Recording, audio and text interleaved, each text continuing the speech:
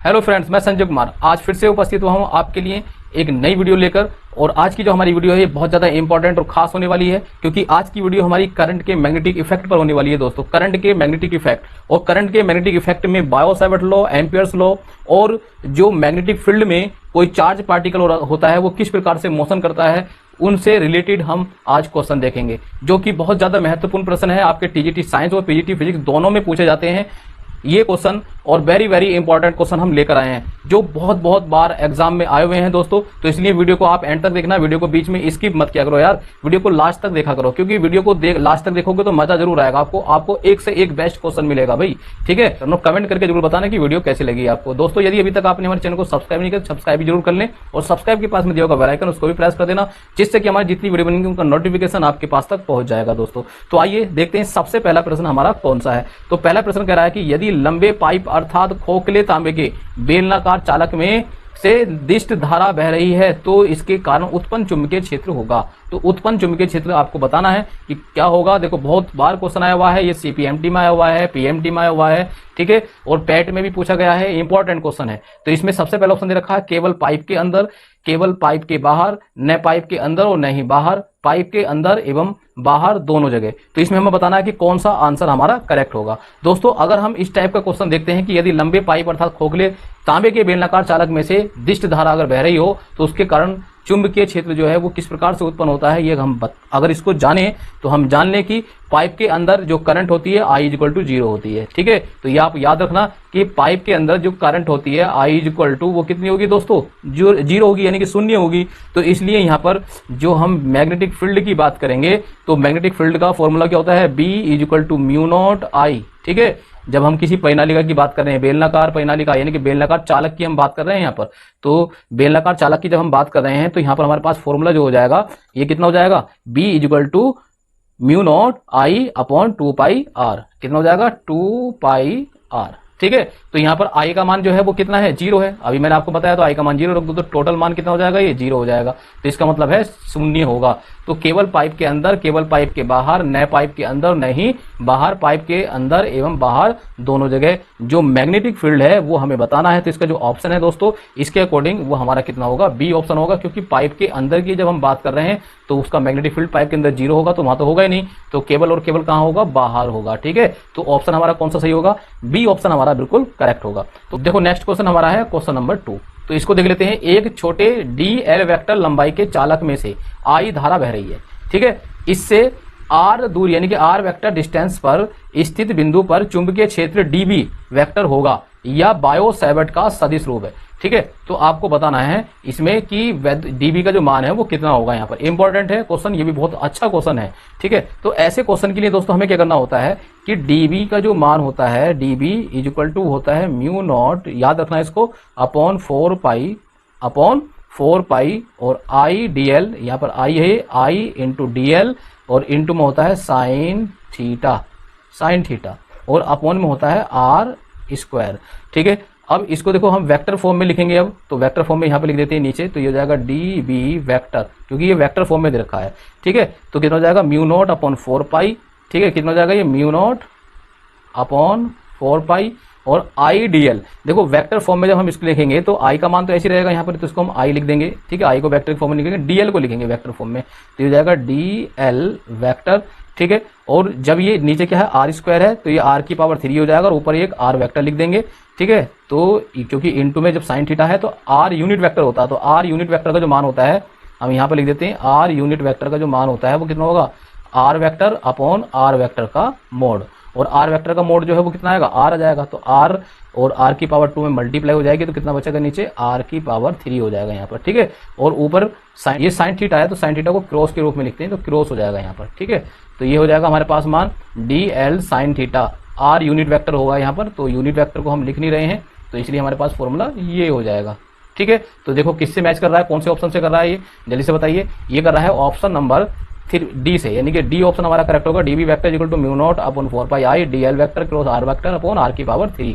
तो ये डी वाला जो ऑप्शन है वो हमारा करेक्ट होगा। बहुत अच्छा प्रश्न है। अब दोस्तों देखते हैं अपना नेक्स्ट क्वेश्चन, क्वेश्चन नंबर 3। ये कह रहा है एक सन्निकट प्लेटों वाली समतल वृत्ताकार कुंडली में फेरों की संख्या 25 है। इसका जो व्यास है वो कितना है, 10 है, 10 सेंटीमीटर, एवं इसमें प्रभावित धारा 4 एम्पियर है। कुंडली के केंद्र पर फ्लक्स घनत्व हमें बताना है। कहां पर बताना? कुंडली के केंद्र पर फ्लक्स घनत्व की हमें बात करनी है। तो दोस्तों इसका जो देखो किस प्रकार से जो फ्लक्स घनत्व होता है वो B इक्वल टू होता है म्यू नॉट अपॉन 4 पाई, ठीक है, म्यू नॉट अपॉन 4 पाई, और यहाँ पर होता है 2 पाई, ठीक है, 2 पाई इंटू एन आई और अपॉन में होता है आर, ये फॉर्मूला होता है, ठीक है, याद रखना। अब इसमें मान रख देंगे, देखो म्यू नॉट अपॉन 4 पाई का जो मान होता है वो कितना होगा? 10 की घात माइनस के साथ, ये रख दिया हमने, यहाँ पर 2 है ऊपर, तो 2 इंटू 1 कितना होता है? पाई का मान 3.14 गुणा, अब देखो एन का मान कितना है? कह रहा है 25 है संख्या, तो यहाँ पर कितना हो जाएगा? 25 हो जाएगा, और आई कितनी एम्पियर की धारा है यहाँ पर? 4 एम्पियर की, तो यहाँ पर 4 हो जाएगा। और अपॉन की बात कर देते हैं, यहाँ पर देखो बटे में कितना जाएगा? आर है, तो आर कितना रखा है? 10 सेंटीमीटर व्यास रखा, तो इसकी त्रिज्या हो जाएगी आर का मान 5 सेंटीमीटर, तो सेंटीमीटर को मीटर में चेंज कर लेंगे, तो ये जाएगा 5 गुणा 10 की घात माइनस के 2, ठीक है। अब इसको सोल्व कर लेंगे हम, तो इसको B इक्वल टू, देखो सोल्व करके यहाँ पर आप ध्यान से सोल्व कर लेना इसको, ठीक है। इसका जो मान आ जाएगा वो 1.257 गुणा 10 की घात माइनस के 3 टेस्ला हो जाएगा इसका आंसर, ठीक है, यही इसका आंसर होगा। अब देखो कौन सा आंसर है इसमें? 1.257 गुणा 10 की घात माइनस के 3, तो इसका मतलब ऑप्शन नंबर जो सी है हमारा ये करेक्ट होगा बिल्कुल। आई होप आपको ये क्वेश्चन समझ में आ गया होगा, ठीक है। बहुत अच्छा प्रश्न था ये, जो वेरी वेरी इंपॉर्टेंट क्वेश्चन भी था दोस्तों, और इस क्वेश्चन को आप बहुत अच्छे से लगा लेना, ठीक है। इसी प्रकार से हम अपनी नेक्स्ट क्वेश्चन पर चलते हैं। तो अगला क्वेश्चन कौन सा है हमारा? क्वेश्चन नंबर 4 है ये कह रहा है कि एक समरूप विद्युत क्षेत्र तथा समरूप चुंबकीय क्षेत्र एक ही दिशा में उत्पन्न किए जाते हैं। किसमें? एक ही दिशा में। कौन कौन से? समरूप विद्युत क्षेत्र और समरूप चुंबकीय क्षेत्र दोनों जो है एक ही दिशा में उत्पन्न कर जाते हैं, तो उसी दिशा में एक इलेक्ट्रॉन को प्रक्षेपित किया जाता है। तब अगर तो पहला ऑप्शन दे रखा है इलेक्ट्रॉन अपनी दाईं ओर मुड़ जाएगा, दूसरा ऑप्शन दे रखा है इलेक्ट्रॉन अपनी बाईं ओर मुड़ जाएगा, तीसरा इलेक्ट्रॉन वेग परिमाण में बढ़ जाएगा, यानी कि इलेक्ट्रॉन का जो वेग है वो परिमाण में बढ़ जाएगा, इलेक्ट्रॉन का जो वेग है वो घट जाएगा। तो कौन सा ऑप्शन इसमें करेक्ट है ये हमें बताना है। तो देखो ऐसे जो क्वेश्चन होते हैं इन क्वेश्चनों को बहुत ध्यान से करेंगे हम, क्योंकि ये क्वेश्चन जो है बहुत अच्छे प्रश्न होते हैं। तो इसमें हम देखते हैं कि इलेक्ट्रॉन चुंबकीय क्षेत्र के समांतर गति कर रहा है। इलेक्ट्रॉन जो है कहां पर गति कर रहा है? चुंबकीय क्षेत्र के समांतर, क्योंकि हमने उसी दिशा में इलेक्ट्रॉन को भी प्रक्षेपित किया है, जिस क्षेत्र में विद्युत क्षेत्र और चुंबकीय क्षेत्र है, तो उसकी दिशा में हमने इसको प्रक्षेपित किया है। तो इसका मतलब वो गति करेगा, इसके समांतर गति करेगा। तो इसलिए क्या होगा? इस पर जो कार्यरत चुंबकीय बल होगा, ठीक है, वो कितना होगा भाई? फोर्स F, क्योंकि दोनों एक ही दिशा में जा रहे हैं, तो F इक्वल टू हो जाएगा 0। बात समझ आ गई नहीं? ठीक है, 0 का मान 0 हो जाएगा यहाँ पर। अब इसके बाद हम देख रहे हैं कि यहाँ पर जो है ये इस प्रकार से ये कोई इलेक्ट्रॉन है, और ये इलेक्ट्रॉन जो है वो इस प्रकार से v वेलोसिटी से मोशन कर रहा है, ठीक है। अब इसी डायरेक्शन में जो है वो क्या है? हमारा मैग्नेटिक इलेक्ट्रिक फील्ड है, और इसी डायरेक्शन में जो है वो हमारा मैग्नेटिक फील्ड है B। क्लियर है? अब देखो इलेक्ट्रॉन पर कार्यरत जो बल है वो कितना हो गया? हमने मान लिया मैग्नेटिक जो चुंबकीय मैग्नेटिक फील्ड है, फोर्स है, वो F इक्वल टू 0 है, और F इक्वल टू 0 है, तो इसका मतलब इलेक्ट्रॉन पर कार्यरत केवल विद्युत बल जो इसकी गति को कम कर देगा, ठीक है, केवल क्या करेगा? विद्युत बल जो इसकी गति को कम कर देगा। तो इसका मतलब ये है कि डी ऑप्शन इसका करेक्ट होगा, इलेक्ट्रॉन का वेग परिमाण में घट जाएगा, ठीक है, वेग घट जाएगा। क्यों? क्योंकि इसकी गति को कौन धीमे कर देगा? ये तो मैग्नेटिक फील्ड है, यहाँ पर M लिख देते हैं, जो F इक्वल टू E, यानी कि E मतलब इलेक्ट्रिक फील्ड जो लगेगा, ये इलेक्ट्रिक फील्ड की गति को कम करेगा। बात समझ आ गई? ठीक है, अच्छा प्रश्न है, बहुत इंपॉर्टेंट क्वेश्चन है ये, क्योंकि ऐसे प्रश्न दोस्तों बहुत ज्यादा अच्छे प्रश्न होते हैं, तो ऐसे प्रश्न तो जरूर लगा लिया करना आप। तो अब देखो नेक्स्ट क्वेश्चन देखते हैं। क्वेश्चन नंबर अपना कौन सा होगा? ये होगा क्वेश्चन नंबर 5। अब 5 क्या कह रहा है? दो कणों x एवं y पर समान आवेश हैं, ठीक है, x और y जो है इन पर कैसे हैं? समान चार्ज हैं, आवेश हैं, इन्हें समान विभवांतर से, यानी कि जो पोटेंशियल डिफरेंस है उससे त्वरित करने के पश्चात, इनके बाद एक साथ, ठीक है, एक साथ चुंबकीय क्षेत्र में भेजा जाता है। इनको जो है एक साथ, ये एक साथ लिखा हुआ है, ये साथ है, एक साथ चुंबकीय क्षेत्र में भेजा जा रहा है। तब ये R1 एवं R2 त्रिज्या के वृत्ताकार पथ पर जो है गति करने लगते हैं। तो x एवं y के कणों के द्रव्यमानों का अनुपात कितना होगा? ठीक है, हमें क्या बताना है? इनका अनुपात बताना है। तो ऐसे प्रश्नों को देखो क्या करेंगे, बहुत इजी क्वेश्चन है। ये कह रहा है कि x और y समान आवेश हैं, ठीक है, दो कण हैं और x और y पे इन पे क्या है? समान चार्ज है, इन्हें समान विभवांतर से जो है त्वरित करा गया है, और उसके बाद में एक चुंबकीय क्षेत्र में भेज दिया जाता है। तो वहां पर इनकी जो रेडियस है R1 और R2 का एक वृत्ताकार पथ ये जो है बना लेते हैं वहां पर, ठीक है। और जब ये वृत्ताकार पथ बना लेते हैं तो उस कंडीशन में हमारे पास जो एक फॉर्मूला होता है R इक्वल टू रेडियस का, तो होता है 2mk अपॉन में होता है QB, ठीक है। और ये जो 2m है ये वर्गमूल में होता है, ठीक है, किसमें होता है? वर्गमूल में। तो ये हमारे पास फॉर्मूला हो गया। अब यहीं पर देखो इसी फॉर्मूले को हम कैसे चेंज कर लेंगे, यहाँ पर जो b है इसको बाहर ले लेंगे, तो ये जाएगा 1/b, और वर्गमूल में जो है हम इसको लिख देंगे, जो हमारे पास ये वाली वैल्यू है इसको पूरे को, तो इसको लिख सकते हैं हम 2mv अपॉन q, ठीक है, ये हमने इस प्रकार से लिख दिया। अब देखो 1/b हमने कांस्टेंट ले लिया है, तो इसी को हमने इसमें चेंज कर दिया। अब जब चेंज करा तो यहाँ पर k की जगह हमने क्या लिखा 2mv लिखा, ठीक है v, तो यहाँ पर वर्गमूल में q को लिख दिया हमने। अब देखो क्या करना है हमें इसके बाद, क्योंकि k/q जो है वो v के बराबर है, तो इसलिए हमने v लिख दिया यहाँ पर, क्योंकि नीचे ऊपर नीचे मल्टीप्लाई करके, ठीक है।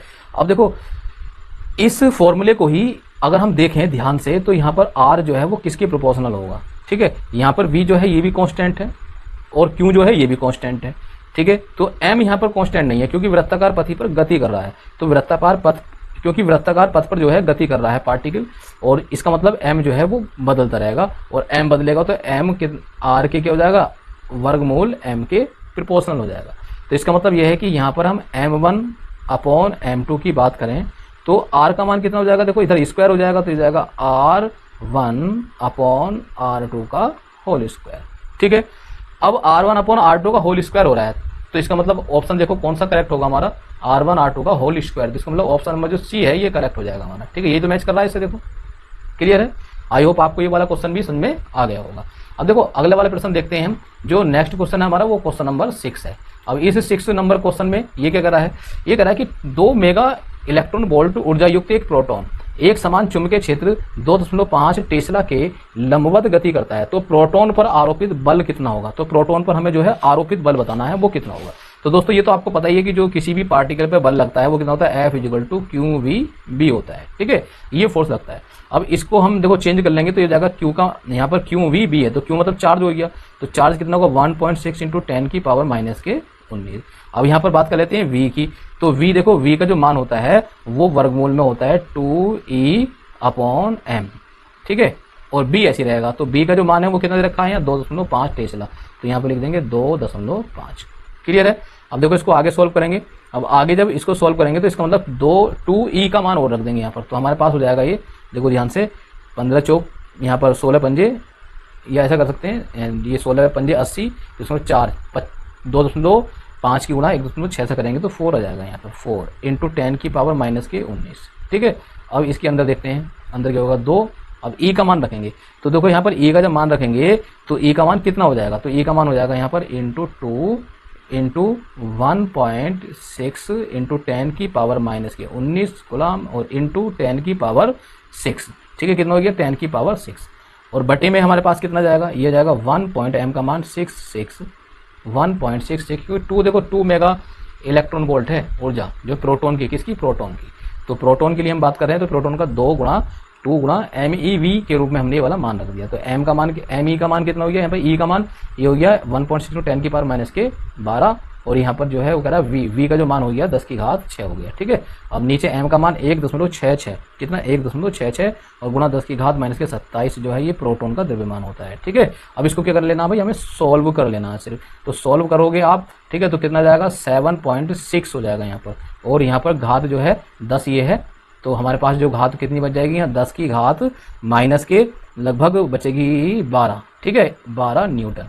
तो F पूछ रहा है यहाँ पर, तो फोर्स हो गया ये हमारे पास, ठीक है, ये फोर्स हो गया, तो इतना फोर्स आ गया। कितना, कौन सा ऑप्शन देखो करेक्ट कौन सा इसमें, 7.6 × 10⁻⁻12।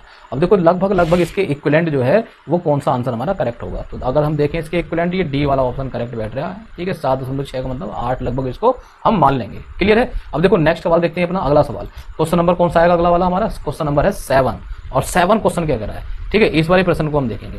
अब 7 क्वेश्चन जो है ये एक ऐसा क्वेश्चन है जो बिल्कुल एकदम डिफरेंट है, जो टेलीविजन के ट्यूब पर डिपेंड करता है। तो ये कह रहा है कि एक टेलीविजन की ट्यूब में एक इलेक्ट्रॉन पुंज जो है वो क्षैतिज दक्षिण से उत्तर की ओर गति करता है, ठीक है, कहाँ है इलेक्ट्रॉन जो है, एक इलेक्ट्रॉन पुंज वो दक्षिण से उत्तर की ओर गति कर रहा है, तो पृथ्वी के चुंबकीय क्षेत्र का ऊर्ध्व घटक नीचे की ओर कार्यरत है, तो इलेक्ट्रॉन किस दिशा में विक्षेपित होगा, तो इलेक्ट्रॉन जो है वो किस डायरेक्शन में जाएगा, पश्चिम की ओर जाएगा, या कोई विक्षेप नहीं होगा, या पूर्व की ओर जाएगा, या फिर उत्तर से दक्षिण की ओर जाएगा, ये हमें बताना है। तो देखो इसमें क्या करेंगे हम, फ्लेमिंग का नियम लगाएंगे, कौन सा, बाएं हाथ का नियम लगाएंगे।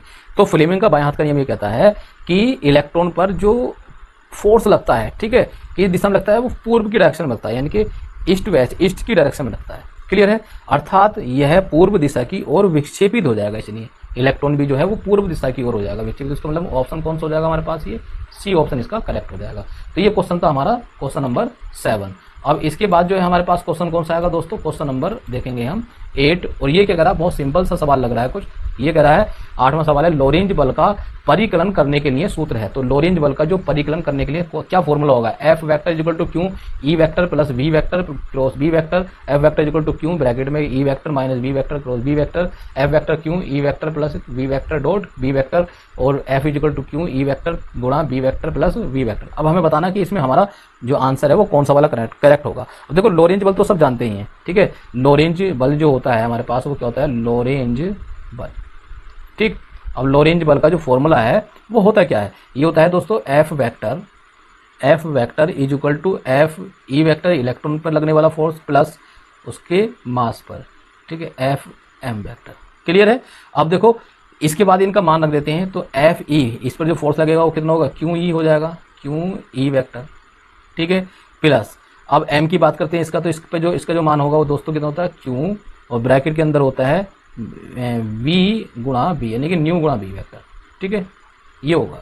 अब इसको हम सॉल्व कर लेंगे, तो सॉल्व करके देखो क्यू क्यू दोनों जगह से कॉमन आ रहा है, तो क्यू हमने बाहर ले लिया, तो हमारे पास कितना आ गया, E vector plus V vector और क्रॉस बी वेक्टर, ठीक है, ये आ गया हमारे पास। अब देखो क्या ऐसा कोई कहीं है ऑप्शन में, तो हम देखते हैं Q F is equal to Q बाहर है, सब में ही बाहर है, और E vector plus V vector, E vector plus B vector, देखो ये वाला E vector plus V vector cross B vector, तो हमारे पास ऑप्शन कौन सा हो जाएगा, ए ऑप्शन इसका करेक्ट हो जाएगा। क्लियर है दोस्तों, कौन सा ऑप्शन करेक्ट होगा, ए ऑप्शन करेक्ट होगा। अब इसके बाद देखो अपना अगला प्रश्न देखते हैं, प्रश्न नंबर 9 है, और ये भी मुझे लगता है कि बहुत ज़्यादा खास क्वेश्चन है, इंपॉर्टेंट क्वेश्चन है, जो बहुत ज़्यादा जो है पूछे जाने वाला क्वेश्चन है, आपका यूपीसी में भी पूछा गया है ये क्वेश्चन। तो अगर वी वेग से गतिशील एक प्रोटॉन आवेशित कण पर विद्युत क्षेत्र ई एवं चुंबकीय क्षेत्र बी लगाता है, ठीक है, लगाया जाता है, तो प्रोटॉन बिना किसी विक्षेप के गतिशील रहेगा, ठीक है। दोबारा समझ लो कि वी वेग से गतिशील एक प्रोटॉन आवेशित कण पर विद्युत क्षेत्र ई एवं चुंबकीय क्षेत्र बी लगाया जाता है, तो प्रोटॉन बिना किसी विक्षेप के गतिशील रहेगा, यानी कि कब रहेगा, ई बी के लंबवत होगा जब, ई वी के समांतर तथा बी के लंबवत हो तब, या ई बी और वी के तीनों आपस में एक दूसरे के लंबवत हो तब, ठीक है, या ई एवं बी दोनों वी के समांतर हो तब। तो हमें बताना कि इसका ऑप्शन जो है वो कौन सा करेक्ट होगा दोस्तों। तो इसका जो ऑप्शन है दोस्तों वो हमारा सी करेक्ट होगा। कौन सा, सी। ई बी और वी तीनों आपस में एक दूसरे के क्या होंगे, परपेंडिकुलर होंगे, क्योंकि वी इज इक्वल टू होता है ई अपॉन बी होता है। क्लियर है, ये हमारा ऑप्शन करेक्ट होगा। अब देखो ये क्यों है करेक्ट, क्योंकि हम देख रहे हैं प्रश्न में F E is equal to F M, तो दोनों एक दूसरे के क्या है, विपरीत हैं, और जब दोनों एक दूसरे के विपरीत है तो तीनों आपस में कैसे हो जाएंगे, परपेंडिकुलर हो जाएंगे। क्लियर है, आई होप आपको ये वाला क्वेश्चन भी समझ में आ गया। अपना अगला प्रश्न हमारा 11 नंबर। अब ये 11 नंबर प्रश्न जो है देखो किस प्रकार का है, बहुत अच्छा क्वेश्चन है भी। ये कह रहा है कि एक प्रोटॉन, एक न्यूट्रॉन एवं एक एल्फा कण एक समान गतिज ऊर्जा के से एक समान चुंबकीय क्षेत्र में वृत्तीय पथों पर गति कर रहे हैं, ठीक है। यदि आरपी, आरडी एवं आर एल्फा इनके पथों की त्रिज्याएं हैं, तो हमें बताना है कि आर एल्फा और इनके रिलेशन जो है तीनों का वो क्या होगा, इनका रिलेशन हमें बताना है। ये रिलेशन की इक्वेशन दे रखी है, पहला ऑप्शन, दूसरा ऑप्शन, तीसरा ऑप्शन और चौथा ऑप्शन हमें बताना है।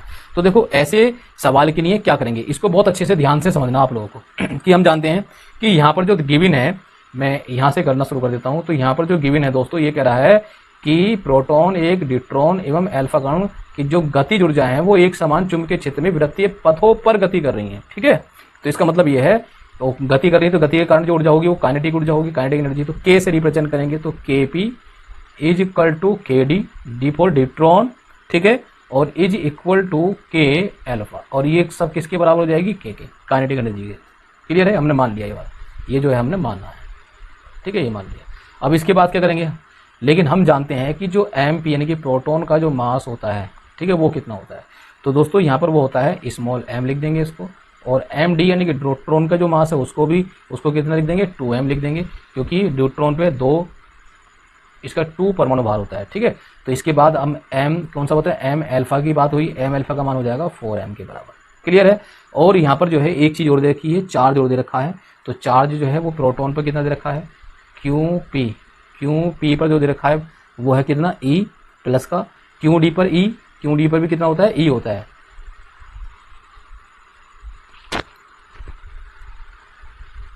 क्यू डी पर ई होता है। इसके बाद में कौन सा बचा हमारा, क्यू एल्फा। तो क्यू एल्फा पे जो चार्ज है वो कितना हो जाएगा यहाँ पर 2e, क्योंकि इसका डबल हो जाएगा वो। क्लियर है, ये हमारे चार्ज हो गए। अब इसके बाद हम क्या करेंगे, एक फॉर्मूला है, उस फॉर्मूले में ये वाले सारे मान रख देंगे। तो हमारे पास फॉर्मूला क्या है, फॉर्मूला ये होता है कि R इज इक्वल टू जो है वो 2mk, ठीक है, 2mk का वर्गमूल, अभी जो लिखा था हमने फॉर्मूला वही है, अपॉन ए बी, क्यों भी था वहाँ, यहाँ पर ए बी लिख देंगे, ठीक है। अब इसके बाद कितना हो जाएगा यहाँ पर, अगर हम देखें ये R का मान दिखा हमने, तो इसका मतलब RP RD हम लिख सकते हैं यहाँ पर, RP RD और R अल्फा। तो हम क्या करेंगे, इसी के अकॉर्डिंग अब पहले RP लिखें, तो RP इक्वल टू कितना हो जाएगा यहाँ पर 2mk अपॉन ए बी का वर्गमूल, ठीक है। ए बी का ऊपर क्या है, वर्गमूल है, ऊपर ऊपर का है, नीचे का नहीं है। इसी प्रकार से RD का जो मान है वो कितना हो जाएगा यहाँ पर 2 और यहाँ पर 2m, ठीक है, और k अपॉन ए बी, ठीक है। ऊपर क्या हो जाएगा, ये वर्गमूल, और ये जो मान है अगर इसको हम ध्यान से देखें तो ये वर्गमूल 2 किसके बराबर होगा, RP के बराबर होगा, RP के, क्योंकि यहाँ वर्गमूल 2 ही तो ज़्यादा है, बाकी तो सेम है ये, तो इसका मतलब RP के हमारा क्या हो गया, ये वाला मान लगभग बराबर, लेकिन कितना, वर्गमूल 2 गुना हो गया, कितना गुना हो गया, वर्गमूल 2 गुना। अब देखो हमें R अल्फा और निकालना है, तो यहाँ पर निकाल देता हूँ R alpha is equal to, तो ये कैसे निकालेंगे, R अल्फा में m का मान 4 रखेंगे तो कितना होगा 2 और 4m के का वर्गमूल और अपॉन q, यानी कि क्योंकि जगह हम ये लिख रहे हैं EB, ठीक है। अब देखो हमारे पास ये हो गया, RP का मान हो गया, इन सब का मान निकाल लिया हमने। अब इसके बाद क्या करेंगे, हमारे पास रिलेशन देखेंगे कि कौन सा वाला रिलेशन बैठ रहा है इसमें। अब देखो R अल्फा और RP जो है वो लगभग बराबर हैं, लेकिन RD जो है वो इन दोनों से बड़ा होगा। देखो कैसे होगा, देखो यहाँ पर देख रहे हैं कि ये क्या है, RP से RP और ये वाला कौन सा है हमारे पास, वर्गमूल 2 R, ये RD है यहाँ पर, ये कितना RD, तो इसका मतलब है कि R अल्फा कौन सा हमारे पास ऊपर है, तो ये वाला R अल्फा, ठीक है।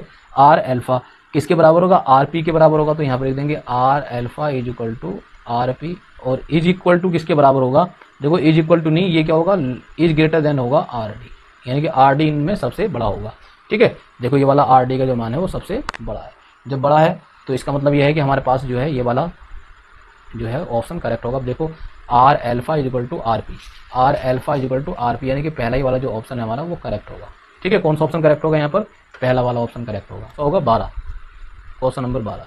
2.5 गुना 10 की घात 7 मीटर पर सेकंड के वेग से गतिमान एक प्रोटॉन 2.5 टेस्ला के चुंबकीय क्षेत्र से 30 डिग्री का कोण बनाते हुए प्रवेश करता है, तो प्रोटॉन पर बल बताना है हमें कितना होगा, तो प्रोटॉन पर कितना बल अप्लाई होगा। तो दोस्तों प्रोटॉन पर जो बल लगता है वो हमने अभी बताया था कि F इज इक्वल टू कितना होता है, F इज इक्वल टू होता है यहाँ पर QV साइन थीटा, अभी पीछे लिखा था 1-2 क्वेश्चन पहले, ठीक है, ये तो आपको याद है। तो इनका सबका मान रख देंगे यहाँ पर, तो दोस्तों यहाँ पर हो जाएगा Q का मान कितना रखा है, तो ये कह रहा है कि इतने वेग से और इतने पर तो गतिमान है, तो चुंबकीय क्षेत्र पर, यानी कि प्रोटॉन की बात कर रहा है यहाँ पर। तो प्रोटॉन की बात कर रहा है तो प्रोटॉन का चार्ज तो आपको पता ही है कितना होगा, 1.6 × 10⁻⁻⁹।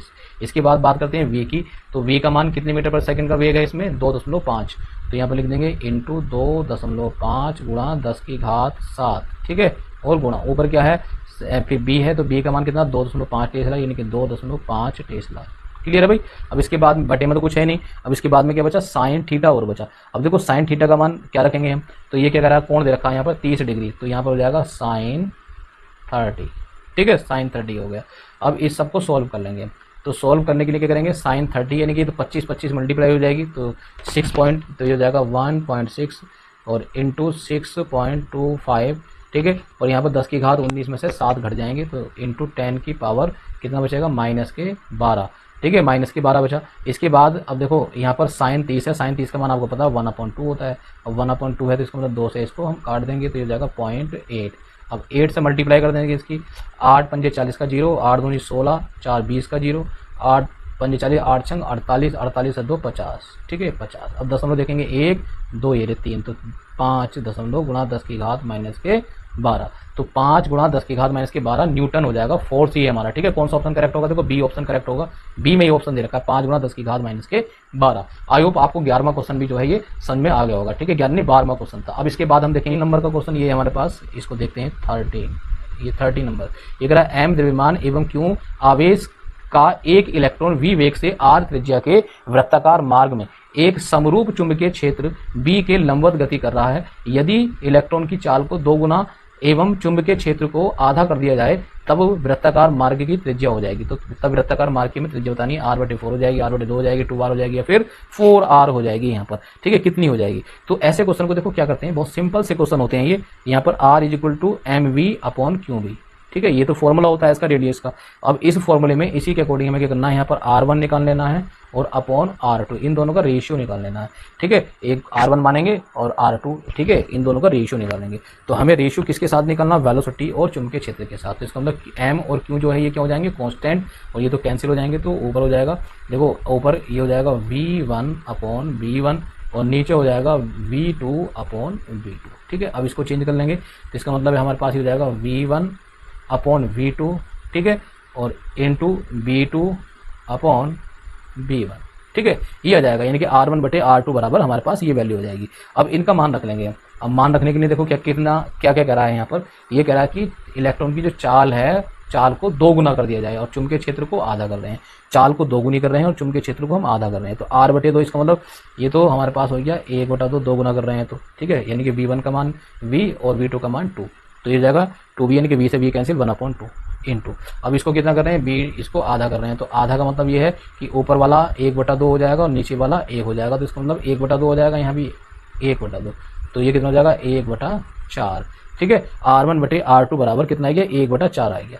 तो यहाँ पे हमें निकालना क्या, r2 निकालना। तो रेडियस कितनी हो जाएगी, यानी कि पहली रेडियस तो r1 है ना, तो कितना हो जाएगा 4r1, यानी कि हमारे पास 4 गुना हो जाएगी। तो कौन सा वाला आंसर सही होगा, इसका डी ऑप्शन करेक्ट होगा। बिल्कुल क्लियर है दोस्तों, कौन सा ऑप्शन करेक्ट है, डी वाला ऑप्शन हमारा करेक्ट होगा। ठीक है, अब इसके बाद देखते हैं हम अपना क्वेश्चन नंबर 14 नंबर, यानी कि 14 नंबर का क्वेश्चन। तो 14 नंबर का क्वेश्चन क्या कह रहा है कि किसी इलेक्ट्रॉन के वृत्तीय पथ की त्रिज्या क्या होगी जिसे चुंबकीय क्षेत्र के लंबवत प्रक्षेपित किया गया है। ठीक है, कैसा किया गया है इसको, चुंबकीय क्षेत्र के लंबवत प्रक्षेपित किया गया है। ये ऑप्शन हमारे देखिए, इनमें से बताना कि कौन सा ऑप्शन हमारा इसमें करेक्ट होगा। ठीक है, कौन सा ऑप्शन करेक्ट होगा। तो दोस्तों ऐसे प्रश्न में हम क्या करेंगे, ठीक है, बहुत अच्छा प्रश्न है। तो इस वाले प्रश्न में हमें करना क्या है, हमें ये देखना है। तो ये वाला जो क्वेश्चन है हमारा, इसमें हम देखेंगे कि जब इलेक्ट्रॉन के वृत्तीय पथ की त्रिज्या क्या होगी जिसे चुंबकीय क्षेत्र के लंबवत प्रक्षेपित करा जाता है। लंबवत करा जाता तो ये तो बिल्कुल सिंपल सा सवाल है, mv/b, यानी कि पहला वाला हमारा ऑप्शन इसका करेक्ट हो जाएगा। तो इसे तो सोल्यूशन कराने की कोई आवश्यकता है नहीं। ठीक है, अब देखते हैं अपना इस वीडियो का सबसे लास्ट क्वेश्चन, और क्वेश्चन नंबर कौन सा है हमारा, 15 नंबर, यानी कि 15 नंबर का क्वेश्चन हमें अब देखना है दोस्तों। तो 15 नंबर का क्वेश्चन देखते हैं क्या कह रहा है। ये कह रहा है एक अल्फा कण व एक प्रोटॉन समान वेग से एक चुंबकीय क्षेत्र के लंबवत गतिमान है, तब इसके वृत्ताकार मार्गों की त्रिज्याओं का अनुपात होगा। तो अनुपात बताना, देखो कितनी बार क्वेश्चन आया हुआ है, इंपॉर्टेंट क्वेश्चन है। ठीक है, इंपॉर्टेंट क्वेश्चन है, ये याद रखना इसको। तो 4:1 है, 2:1 है, 1:4 या फिर 1:2, कौन सा ऑप्शन इसमें करेक्ट होगा। अभी हमने देखो रेडियस का फॉर्मूला आपको बताया था। तो रेडियस त्रिज्या का जो फॉर्मूला होता है, r = कितना होता है, mv/qb। ठीक है, अभी जो हमने बताया था अपने 14 नंबर के क्वेश्चन में, तो उसी फॉर्मूले का हमें यूज करना है। यहाँ पर हमें निकालना अल्फा का और प्रोटॉन का रेडियस निकालनी है। तो देखो इससे हम क्या करेंगे, r∝/rp, यानी कि प्रोटॉन, इन दोनों की त्रिज्या तो बतानी है हमें। तो त्रिज्या बतानी है, त्रिज्याओं का अनुपात बताना है। ठीक है, तो कितना जाएगा, देखो यहाँ पर मैंने बताया था आपको कि ये जो क्यू है ये क्या रहता है, कांस्टेंट रहता है। क्यों क्या रहता है, कांस्टेंट रहता है। तो क्यों को यहाँ पर कांस्टेंट नहीं रखेंगे, तो यहाँ पर क्या करेंगे, v कांस्टेंट रखेंगे, क्योंकि ये कह रहा है कि लंबवत गतिमान है। तो प्रोटॉन समान वेग से, यानी कि वेग समान हो गया तो v से v कैंसिल हो जाएगा। तो इसका मतलब ये है कि यहाँ पर दोस्तों कितना आ जाएगा, m∝, द्रव्यमान भी अलग अलग होंगे, और mp और गुणा qp/q∝। ठीक है, यही तो हो जाएगा, और v कैंसिल हो जाएगा। ठीक है, v क्या हो जाएगा, कैंसिल, और b भी कैंसिल, क्योंकि चुंबकीय क्षेत्र भी कैसा है, समान है, समान की बात कर रहा है। तो अब इसमें इनका मान रख देंगे। ठीक है, अब देखो मान रख के हमारे पास जो ऑप्शन है वो कितना यहाँ पर करेक्ट हो जाएगा। मास आपको पता है कि अल्फा कण का जो द्रव्यमान होता है वो कितना होता है, वही 4 होता है, ये तो आपको पता ही है। ठीक है, प्रोटॉन पर कितना होता है, 1 होता है, ये तो आपको पता ही है। यहाँ पर इसी प्रकार से हम निकाल सकते हैं इसका, प्रोटॉन का चार्ज 1 होगा और नीचे इसका मल्टीप्लाई हो जाएगी 2 से। ठीक है, तो 2 हो जाएगा, यानी कि 1.6 करके आएगा और नीचे 2 × 1.6 करके आ जाएगा। तो दोनों कैंसिल हो जाएंगे, तो यहाँ पर 1 बचेगा, नीचे 2 बचेगा। 2 से इसको काट दो 2 बार, तो दोस्तों कितना आ गया, ये आ गया 2। तो इसका मतलब 2 आएगा, तो हम कैसे लिख सकते हैं इसको, 2:1 लिख सकते हैं ना, ऐसा करके 2 को। तो 2:1 लिख सकते हैं। तो इसका मतलब सी ऑप्शन जो हमारा वो करेक्ट हो जाएगा। कौन सा करेक्ट होगा? C option. तो वेरी वेरी इंपॉर्टेंट क्वेश्चन था ये, बहुत ज़्यादा। तो दोस्तों आई होप आपको ये वीडियो समझ में आ गई होगी और ये क्वेश्चन बहुत अच्छे लगे होंगे। वीडियो अच्छी लगी हो तो वीडियो को लाइक कर दें, और दोस्तों लाइक के साथ साथ इसको ज़्यादा से ज़्यादा शेयर करना, और यदि अभी तक आपने हमारे चैनल को सब्सक्राइब नहीं किया तो चैनल को सब्सक्राइब कर लें, और सब्सक्राइब के पास में दिया होगा बेल आइकन, उसको भी प्रेस कर देना, जिससे कि हमारी जितनी वीडियो बनेंगी उनका नोटिफिकेशन आपके पास तक पहुंच जाएगा और आप वीडियो का लाभ उठा सकते हैं। तो दोस्तों मिलते हैं अपनी नेक्स्ट वीडियो में, तब तक के लिए गुड बाय, जय हिंद, जय भारत।